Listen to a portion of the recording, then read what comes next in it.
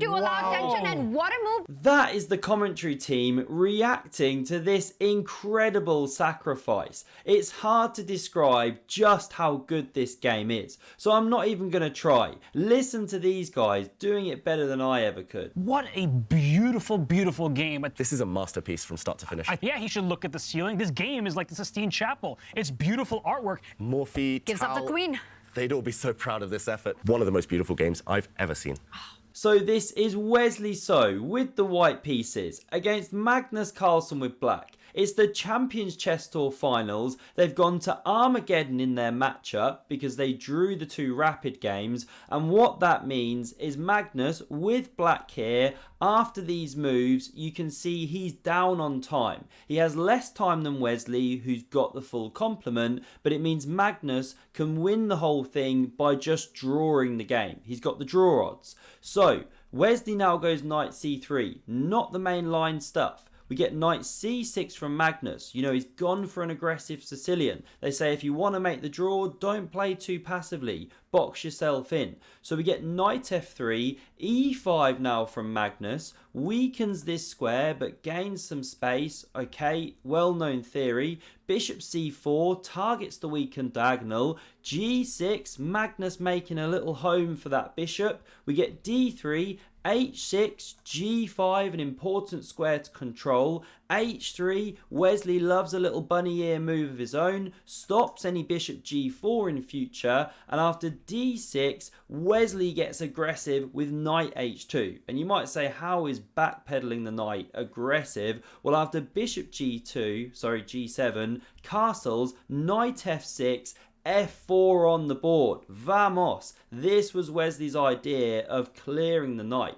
So Magnus captures. It's the best move. You don't want to allow pawn f5 to come. The bishop takes back. Now castles from Magnus. Queen d2 pressures the h6 pawn. So the king covers. The knight hops back to f3. Bishop e6 from Magnus. He's done everything right. And now Wesley So missed the draw in 2023. You should see his record, right? He just goes for it with knight g5. He is possessed by the ghosts of Morphe and Tal with this move. Romantic chess. Now you have to take. You're in check and e6 collapses if you don't capture. So pawn takes, bishop recaptures, and it's this immortal eternal pin. The queen can never get out of it without shedding the piece. So knight e5 from Magnus. He also could have gone to b8. The idea is you're heading for d7. Queen f2 intensifies the pressure on the knight.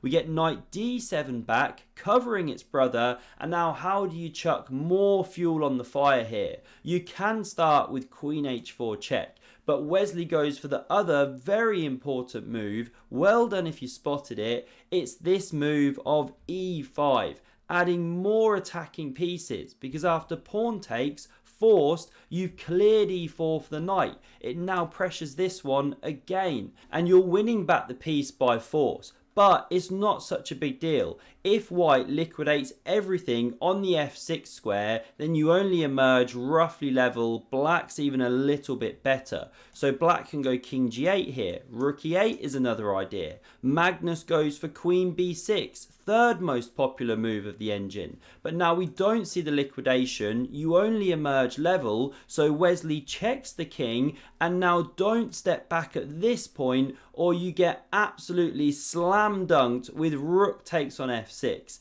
These checkmating patterns are just amazing, because after knight recaptures, you're threatening the mate. If bishop takes, well then this one swoops in. You're about to mate here. It's completely unavoidable. So the king didn't step back. We get the knight blocking the check. But now g4, Wesley just throwing more fuel on the fire here. We get bishop takes on c4 from Magnus, second top move.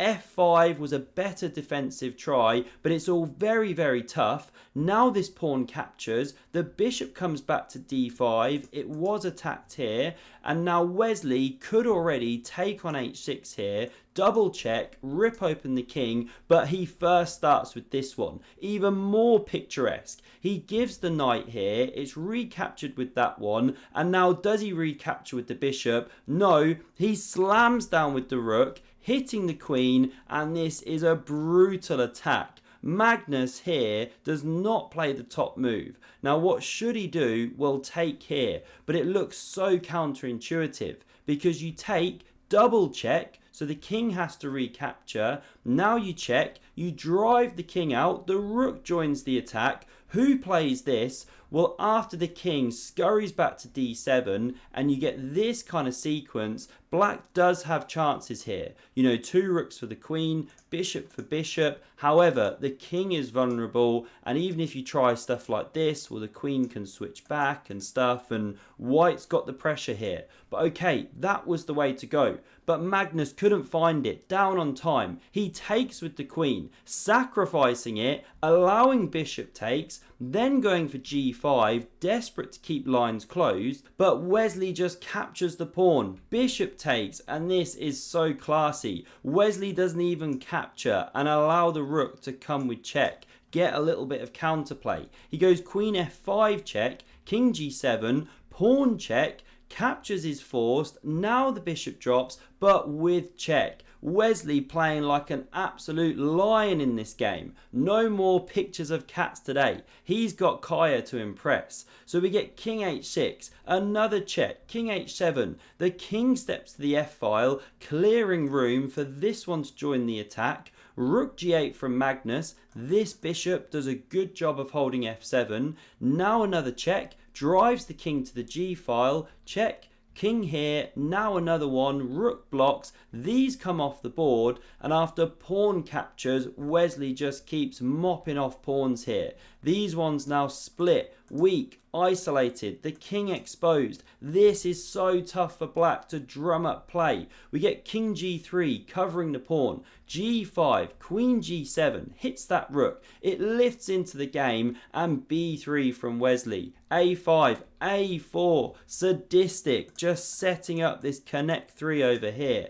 e4 from Magnus, he's trying to get something going. We get takes with check, king recaptures, another check, bishop f5 blocks, another check, king d4, and now Wesley just using all of his army, c3 check, if captures, then queen takes with check, and LPDOF, loose pieces drop off. I think I just added a letter, LPDO maybe. So we get king e5 played, now it drops with check, but you are holding your bishop, king f6, queen b6 check, and we're on the way to the finale. I hope you're enjoying this one. Do hit like if you are, really helps me out. Don't forget to subscribe if you want to go on that journey to Grandmaster within 4 weeks. We get bishop e6 blocking the way, and now king g2 from Wesley. This is awesome because if you capture this pawn, well, you don't have to do this, but there's a nice simplification here. This is a completely won king and pawn endgame. The king can never touch the pawn, or this one runs, and obviously then the white king marches over. So, no captures here. We see rook e4 played. b4 from Wesley. They get running, but watch out because Magnus, he's got a trick on the way. The king's getting checked, but now the pawn runs. Bishop d5. Now it threatens. Mate in 1, and Wesley pre-moves a6, gets mate. No, he doesn't. You can't pre-move in an over-the-board game, I'm afraid. Maybe in future, but not this time. Wesley checks. He's in full control this game. The king comes back to e5, and now he goes to g4, running the king away, scurrying out of that hole. Now we get bishop e4, hits the queen, another check. How many times has that king been tickled? a6, rook c2, and Magnus throws in the towel. He resigns. It's curtains. The pawn's gonna run. And there's queen f6 coming. check, and the king, wherever it goes, the G pawn's dropping, the A pawn's running, it is hopeless. That was a masterpiece from Wesley So, taking down the #1 in-form player in the world. I hope you enjoyed this one. For another incredible game of chess, check out the video on screen. Thanks very much for watching, and see you soon.